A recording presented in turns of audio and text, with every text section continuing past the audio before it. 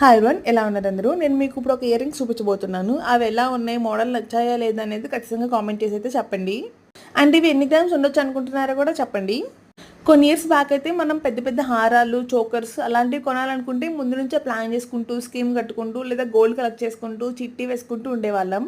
చిన్న చిన్న ear rings, finger rings అలాంటివి ఏంటంటే విండో షాపింగ్కి వెళ్తే నచ్చితే కొనేసుకోవడం, లేదా చిన్న చిన్న ఒకేషన్స్కి గిఫ్ట్గా తీసుకోవడం చేసేవాళ్ళం. బట్ ఇప్పుడున్న గోల్డ్ ప్రైసెస్ బట్టి మనం చిన్న ఇయర్ రింగ్స్ కొనాలనుకున్నా కానీ ముందు నుంచి సేవ్ చేసుకొని ప్లాన్ చేసుకోవాల్సిన పరిస్థితి వచ్చేసింది.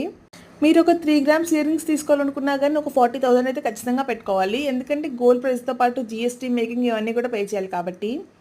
ఇంత చెప్తున్నావు కానీ గోల్డ్ ప్రైసెస్ మండిపోతుంటే నువ్వెలా తీసుకున్నావు ఇయర్ రింగ్స్ అని అనుకుంటున్నారా? మేమైతే డైరెక్ట్ మనీతో తీసుకోలేదండి. ఓల్డ్ గోల్డ్ ఎక్స్చేంజ్ చేసి అయితే ఇవి తీసుకున్నాము. జనరల్గా మేము గోల్డ్ ఎక్స్చేంజ్ చేయడానికి అంత ఇష్టపడమండి. సో ఇవేంటంటే పెయిర్ ఆఫ్ ఇయర్ రింగ్స్. అవేంటంటే స్క్రూ లూజ్ అయిపోయింది. సో పెట్టుకొని పడేసుకోవడం కన్నా పెట్టుకోకపోవడం బెస్ట్ కదా అని అమ్మ పక్కన పెట్టేశారు. అలా పక్కన పెడితే ఏమొస్తుందిలే, అవి ఎక్స్చేంజ్ చేసి ఇయర్ రింగ్స్ తీసుకుందామని అయితే నేను ఇది తీసుకున్నాను. సో నాకు ఇది షేప్ బాగా నచ్చింది. నాకు మెయిన్గా నచ్చడానికి రీజన్ ఏంటంటే హార్ట్ షేప్ వచ్చింది కదా, నాకు ఎందుకు యూనిక్గా అనిపించింది. మీకు ఎలా అనిపించింది?